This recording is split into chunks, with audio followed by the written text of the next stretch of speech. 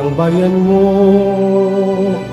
Viva poong Jesus Nazareno.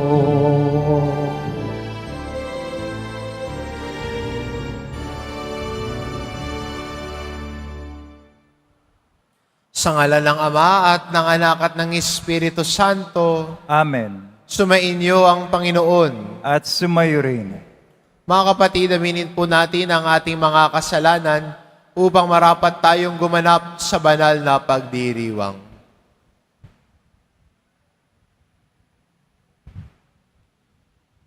Inaamin ko Sa makapangyarihan Diyos at sa inyo mga kapatid, nalubha akong nagkasala sa isip, sa salita, sa gawa, at sa aking pagkukulang.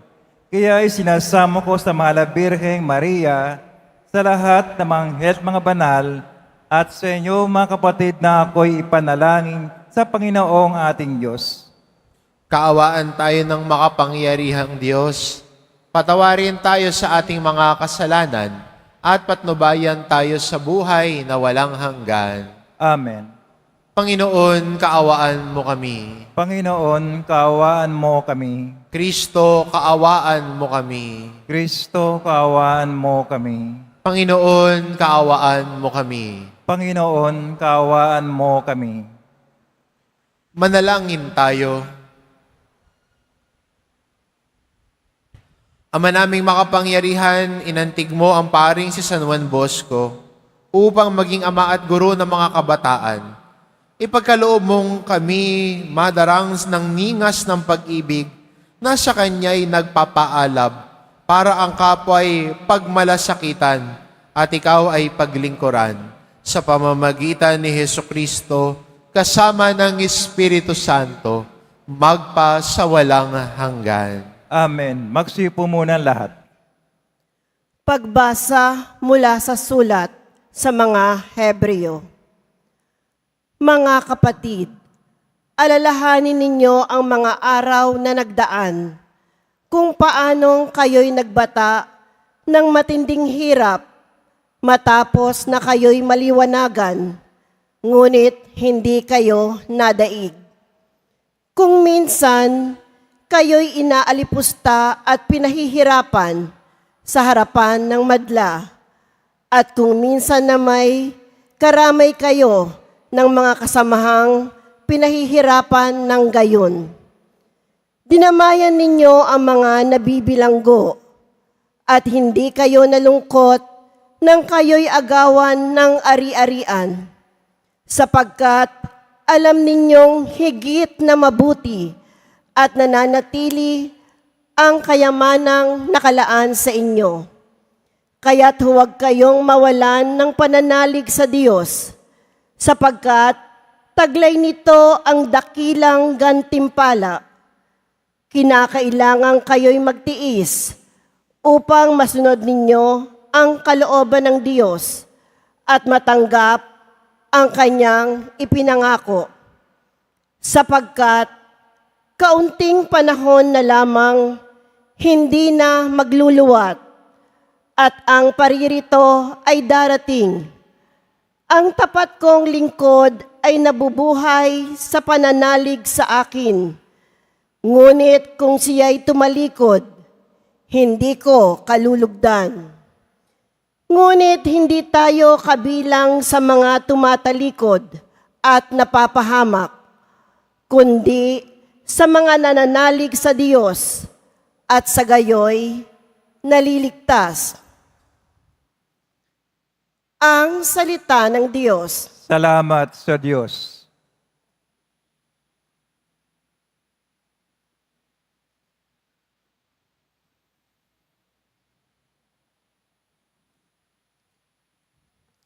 Nasa Diyos ang kaligtasan ng mga matuwid at banal. Nasa Diyos ang kaligtasan ng mga matuwid at banal. Umasa ka sa Diyos ang mabuti gawin at mananahan kang ligtas sa lupain. Sa Diyos mo hanapin ang kaligayahan at ang pangarap mo iyong makakamtan. Nasa Diyos ang kaligtasan ng mga matuwid at banal. Ang iyong sarili sa Diyos mo ilagak. Pag nagtiwala kay tutulungang ganap. Ang kabutihan mo ay magliliwanag katulad ng araw kung tanghaling tapat. Nasa Diyos ang kaligtasan ng mga matuwid at banal. Ang gabay ng tao sa kanyang paglalakad ay ang Panginoon nang upang maligtas. Sa gawain niya, ang Diyos nagagalak. Kahit na mabuwal siya ay babangon, pagkat ang alalay niya ay Panginoon. Nasa Diyos ang kaligtasan ng mga matuwid at banal. Ililigtas ng Diyos ang mga matuwid. Iingatan sila pag naliligalig. Ililigtas sila at kanyang tutulungan. Laban sa masama, ipagsasanggalang. Sapagkat ang poon nangungubling tunay. Nasa Diyos ang kaligtasan ng mga matuwid at banal. Tumayo na po ang lahat.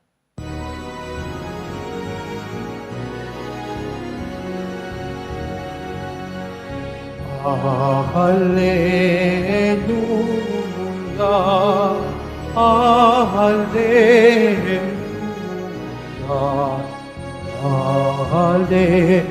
Hallelujah, Hallelujah. Papuri sa Diyos Ama, pagkat ipinahayag niya, hari siya ng mga Hallelujah,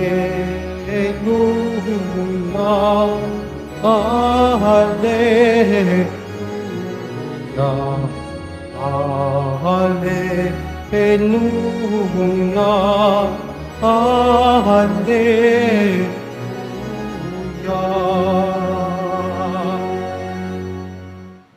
Sumainyo ang Panginoon. At sumayo rin. Ang mabuting balita ng Panginoon ayon kay San Marcos. Papuri sa iyo, Panginoon. Noong panong iyon, sinabi ni Jesus sa mga tao, ang paghahari ng Diyos ay maitutulad sa isang naghahasik ng binhi sa kanyang bukid. Pagkatapos niyon, magpapatuloy siya sa kanyang pang-araw-araw na gawain. Tutubo at lalago ang binhi at nang hindi niya namamalayan kung paano. Ang lupa'y siyang nagpapasibol at nagpapabunga ng mga pananim. Usbong muna sa kauhay at pagkatapos ay maihitik na sa mga butil. Pagkahinog ng mga butil, agad itong ipapagapas sapagkat dapat ng anihin. Sa ano natin iahambing ang paghahari ng Diyos? Sabi pa ni Jesus, anong talinhaga ang gagamitin natin upang ilarawan ito? Tulad ito ng butil ng mustasa na siyang pinakamaliit sa lahat ng binhi. Kapag natanim na ay lumago, ito'y nagiging pinakamalaki sa lahat ng puno ng gulay. Nagkakasanga ito ng malalabay, ano pat ang mga ibon ay nakapamumugad sa mga sanga nito. Ang salita'y ipinangaral ni Jesus sa kanila sa pamamagitan ng maraming talinhagang tulad nito. Ayon sa makakaya na kanilang pag-unawa, hindi siya nangaral sa kanila nang hindi gumagamit ng talinhaga. Ngunit ipinaliwanag niya ng sarilinan sa kanyang mga alagad ang lahat ng bagay. Ang mabuting balita ng Panginoon. Pinupuri ka namin, Panginoong Jesucristo. Magsipo muna ang lahat.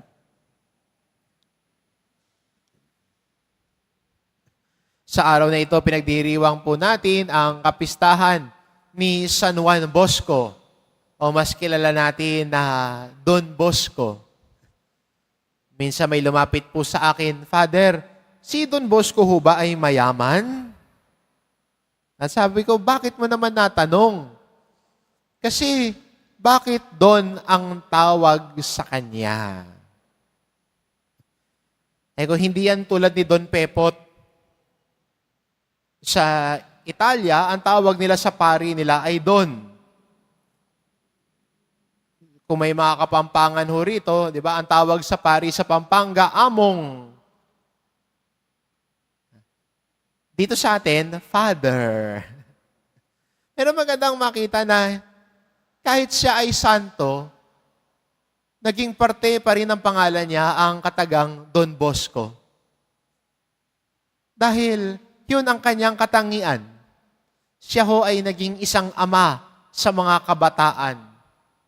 Lalong-lalo na sa mga kabataan that are in a conflict with the law. Doon nagsimula yung na-discover niyang karisma na ito sa simbahan. Siya ay ordinaryong pari, simpleng pari, pero naging eye-opener sa kanya nung dumalaw siya sa isang facility kung saan ang mga kabataan na conflict with the law. Ano ba Tagalog ng children with the conflict with the law?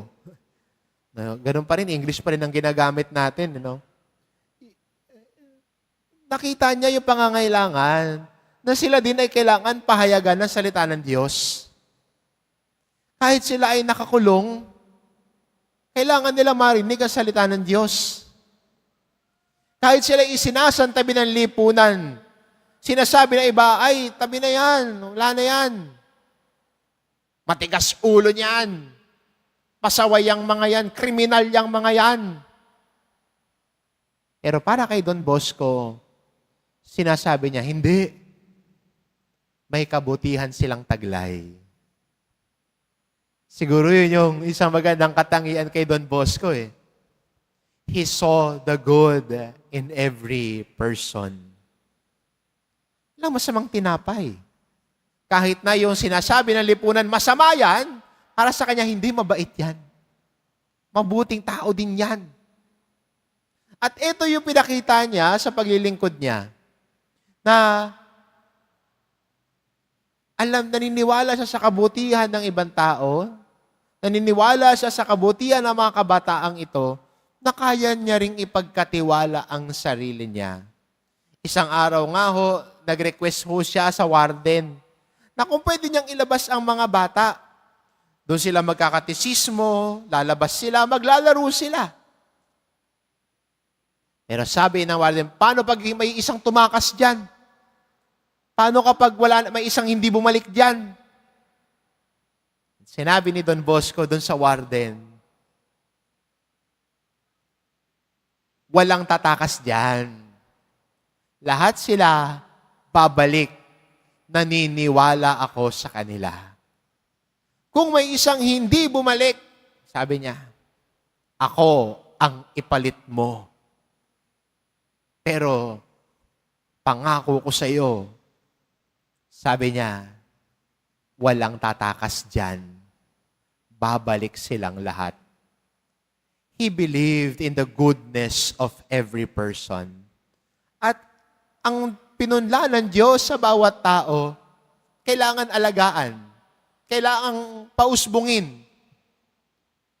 At nakita ni Don Bosco na ang bawat kabataan na pinunlaan ng biyaya ng pananampalataya, kailangan pagyamanin, kailangan alagaan, kailangan palaguin. Isang maganda rin tanong sa atin bilang Kristiyano, ang biyaya ba o ang binhi ng mabuting balita na tinanggap natin, pinayayaman ba natin? Yung binhi ba ng mabuting balita na tinanggap din ng kapwa natin, pinayayaman din ba natin? O tayo pa ang gumagawa ng paraan para sirain ang binhi ng Diyos sa isang tao? Para sirain ang mabuting balita na umuusbong sana, ikaw ang naninira ng kapwa mo. Tinatanggalan mo ng pag-asa ang kapwa mo. Dahil ano? Tingin mo ang bait-bait mo?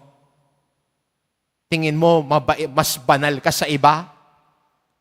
Hilamos ka muna, baka magising ka. Magkape ka din. Baka sakaling magising-gising ka at makita mo, kapwa tayong naglalakbay. May kanya-kanyang kahinaan, may kanya-kanyang pagkukulang. Kaya ang imbitasyon sa atin bilang Kristiyano Akayin ang bawat isa na ang binhi ng mabuting balita ay umusbong sa buhay ng bawat isa. Na ang binhi ng pag-asa, huwag sana nating putulin at patayin sa kapwa natin, kundi sana tayo din ang magpalakas ng pag-asa sa kapwa natin. Ang Diyos ang nagtanim. Ang Diyos ang nagbigay.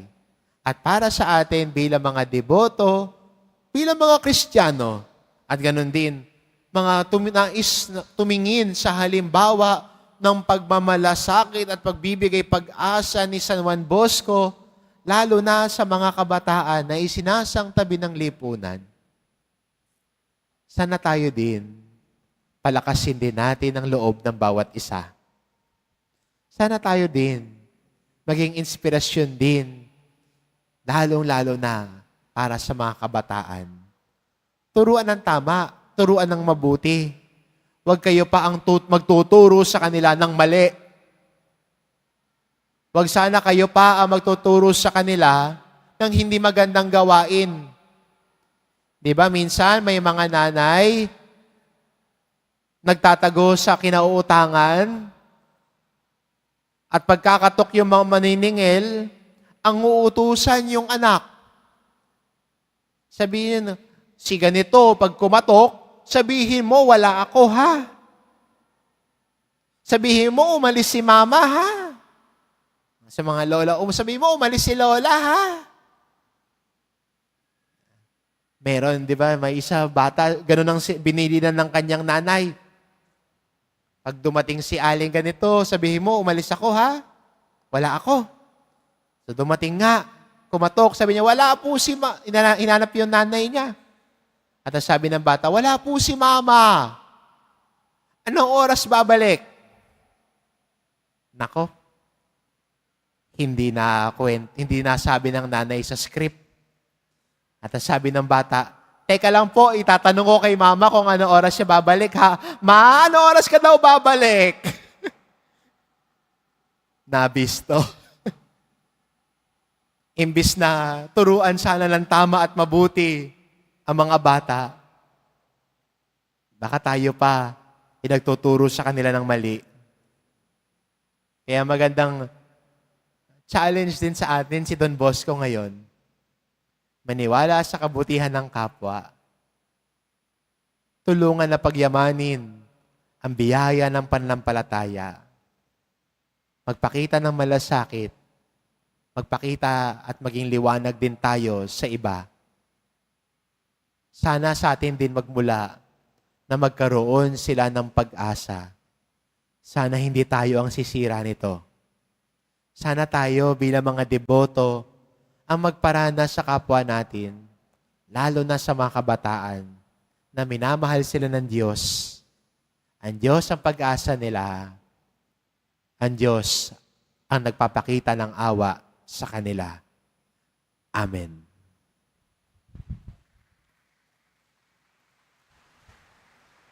Tumayo na po ang lahat.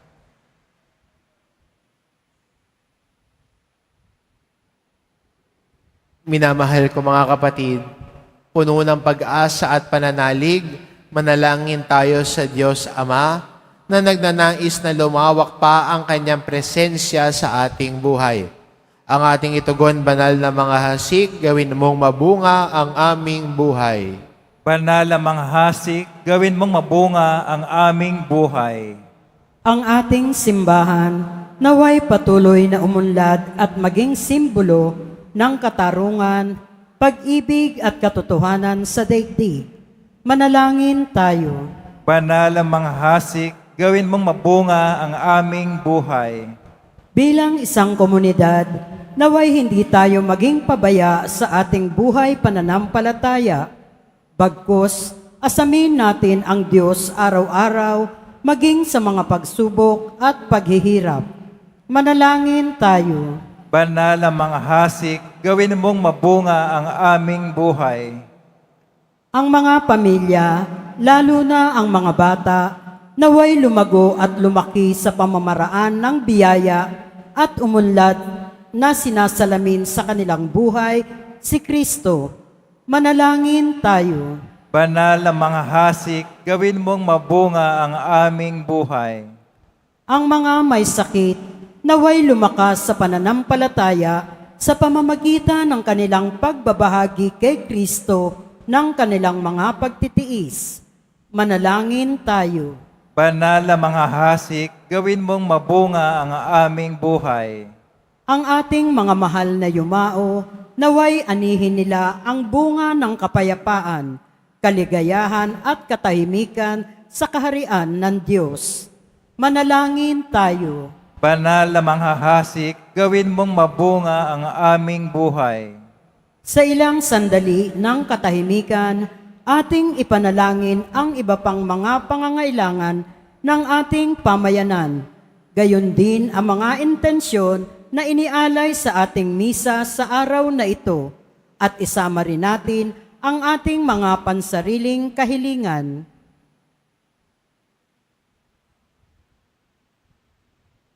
Manalangin tayo. Banal na mga hasik, gawin mong mabunga ang aming buhay. Makalangit na Ama, tulungan mo kaming maunawaan ang kahalagahan ng panahon ng aming pag-iral. Buksan mo ang aming puso sa iyong salita upang lagi kaming mamunga ayon sa iyong kasiyahan. Hinihiling namin ito sa pamamagitan ni Kristong aming Panginoon. Amen. Magsipo muna ang lahat.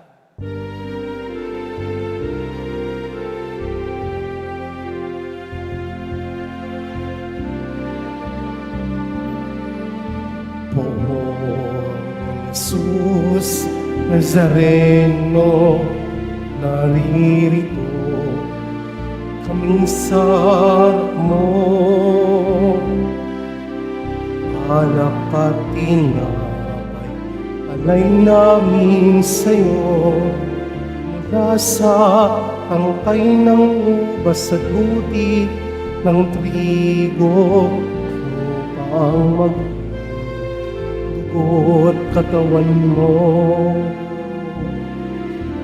Jesus Nazareno, alak at tinapay, sa tanan ay nagbibigay buhay, biyayang kaloob mo ay aming inaalay, aming muling pagpapalat, buhay na dalisay.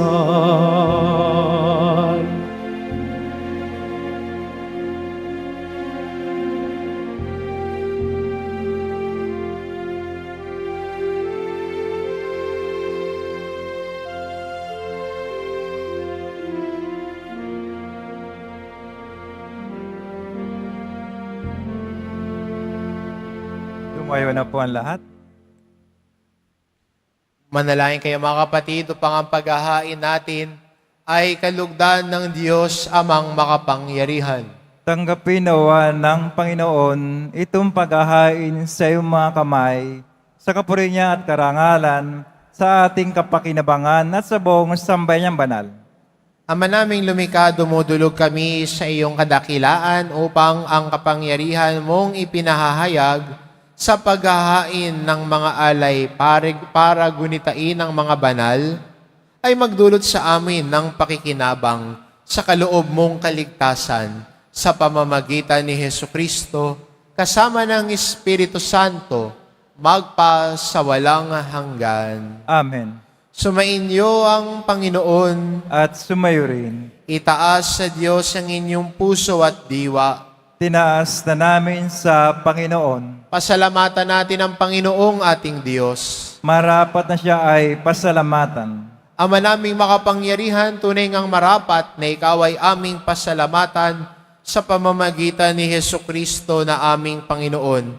Ngayong si San Juan Bosco ay pinararangalan sa pamumuhay niyang totoong uliran at pagiging maaasahan sa panunungkulan.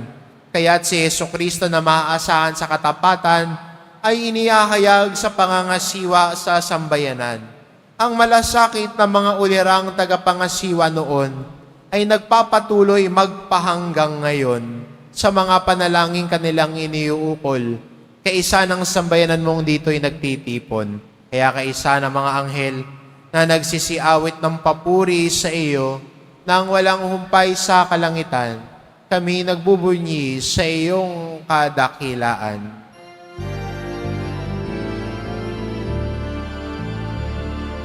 Santo, Santo, Santo, ang Diyos ng mga upo, napupuno ang langit at lupa ng kadakilaan mo. Hosana, Hosana, Hosana sa kaitaasan. Hosana, Hosana, Hosana sa kaitaasan. Pinagpalang naparirito sa ngalan ng Panginoon. Hosana, Hosana, Hosana sa kaitaasan. Hosana, Hosana, Hosana sa kaligtasan. Magsulod po lahat. Ama naming banal, ikaw ang bukal ng tanang kabanalan, kaya't sa pamamagitan ng iyong Espiritu gawin mong banal ang kaloob na ito, upang para sa amin maging katawan at dugo ng aming Panginoong Hesukristo. Bago niya pinagtiis ang kusang loob na maging handog, ginawa kanya ang tinapay, pinasalamatan kanya. Pinagati-hati niya iyon, iniabot sa kanyang mga alagad at sinabi, "Tanggapin ninyong lahat ito at kanin. Ito ang aking katawan na ihahandog para sa inyo."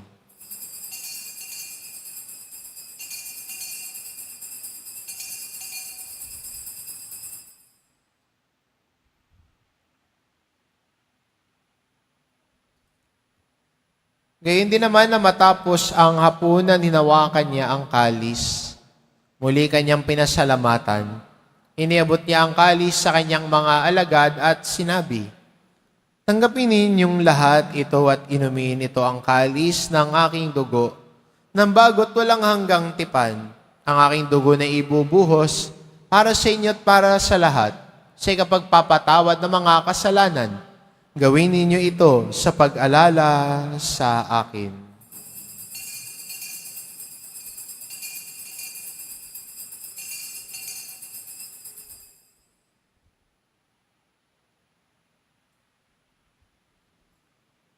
Tumayo na po ang lahat. Ipagbunyi natin ang misteryo ng pananampalataya. Kristo'y namatay, si Kristo'y nabuhay, si Kristo'y babalik sa wakas ng panahon.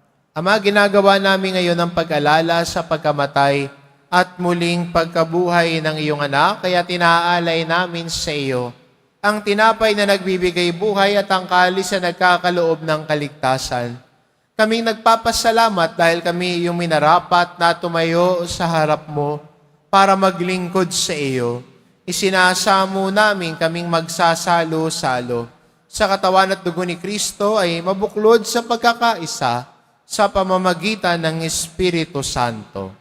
Ama, lingapin mo ang iyong simbahang laganap sa buong daigdig.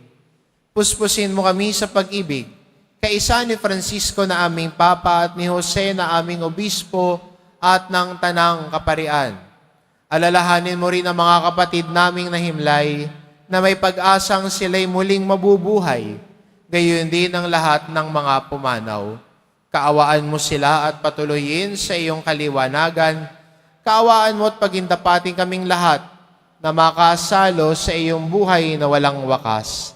Kaisa ng mahal na Birheng Maria na ina ng Diyos, na ang kabiyak ng puso niyang si San Jose, kaisa ng mga apostol at ng lahat ng mga banal na namuhay dito sa daigdig ng kalugod-lugod sa iyo, maipagdiwang nawa namin ang pagpupuri sa ikararangal mo sa pamamagitan ng iyong anak na aming Panginoong Hesu Kristo.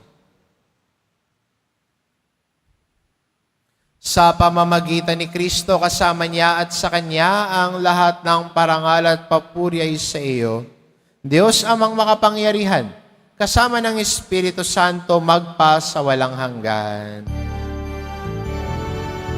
Amen. Amen. Amen. Amen. Amen. Amen.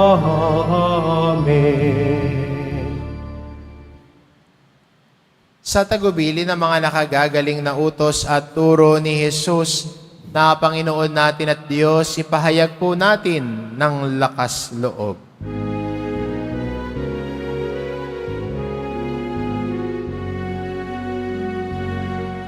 Ama namin, sumasalangit ka, sambahin ang ngalan mo, mapasamin ang kaharian mo, sundin ang loob mo dito sa lupa para ng sa langit. Bigyan mo kami ngayon ng aming kakanin sa araw-araw, at patawarin mo kami sa aming mga sala, para ng pagpapatawad namin sa nagkakasala sa amin, at wag mo kami ipaintulot sa tukso, at iadya mo kami sa lahat ng masama. Hinihiling namin kami adya sa lahat ng masama pagkalooban ng kapayapaan araw-araw. Iligtas sa kasalanan at ilayo sa lahat ng kapahamakan. Samantalang aming pinananabika ng dakilang araw ng pagpapahayag ng tagapagligtas naming si Hesu Kristo. Sapagkat iyo ang kaharian at ang kapangyarihan, ang kapurihan magpakailanman. Amen. Panginoong Kristo, sinabi mo sa iyong mga apostol, kapayapaan ang iniiwan ko sa inyo. Ang aking kapayapaan ang ibinibigay ko sa inyo. Tunghayan mo ang aming pananampalataya at huwag ang aming pagkakasala. Pagkalooban mo kami ng kapayapaan at pagkakaisa, ayon sa iyong kalooban, kasama ng Espiritu Santo, magpa sa walang hanggan. Amen. Ang kapayapaan ng Panginoon ay laging sumainyo. At sumayo rin. Magbigayan kayo ng kapayapaan sa isa't isa. Kordero ng Diyos na nag-aalis ng mga kasalanan ng sanlibutan, maawa ka sa amin. Kordero ng Diyos na nag-aalis ng mga kasalanan ng sanlibutan, maawa ka sa amin. Kordero ng Diyos na nag-aalis ng mga kasalanan ng sanlibutan, ipagkaloob sa amin ang kapayapaan. Magsilod po ang lahat.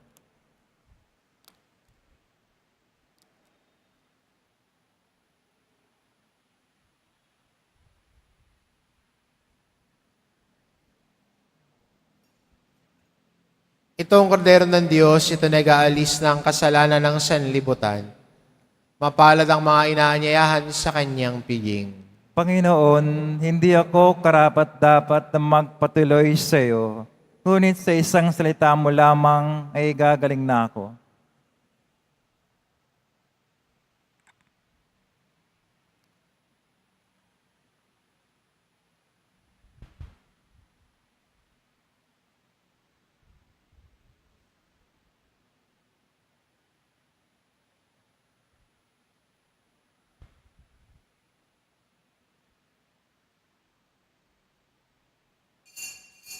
Para sa lahat ng tatanggap ng banal na komunyon, sasagot po tayo ng amen pagkasabi ng pare o lay minister ng katawan ni Kristo at isubog at si bibig bago umalis sa panampare o lay minister. Sumunod po tayo.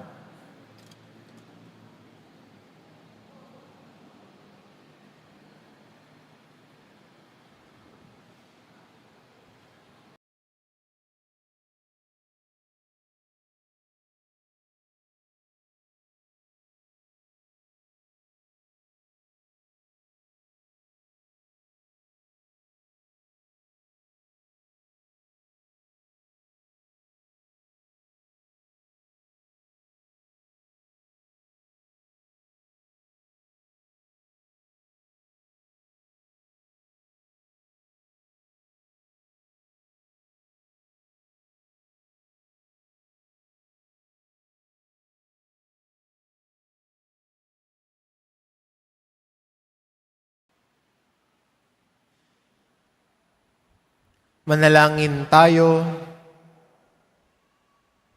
Ama naming mapagmahal, ang tinanggap naming banal na pakikinabang ay maghanda nawa para sa aming pagkakamit ng kaligayahan na idinulot kay San Juan Bosco ng iyong pinaglingap na maaasahan.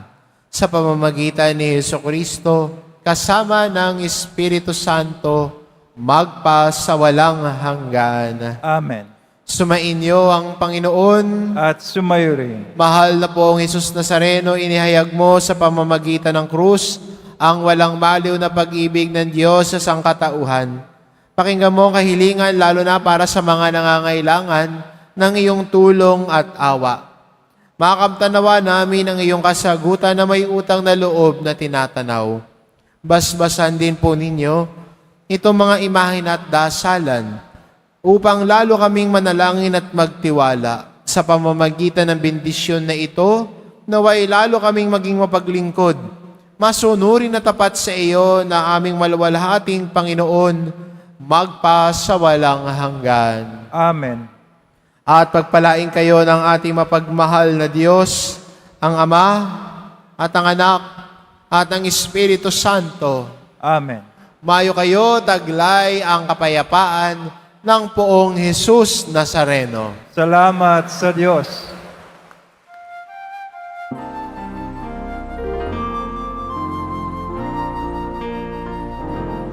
Nuestro Padre Jesus Nazareno, sinasamba ka namin.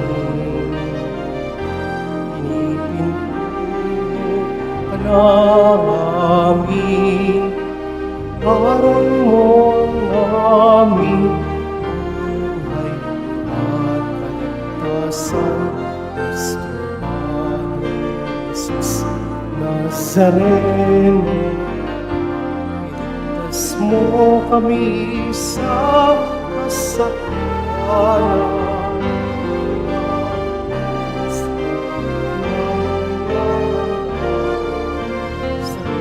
isang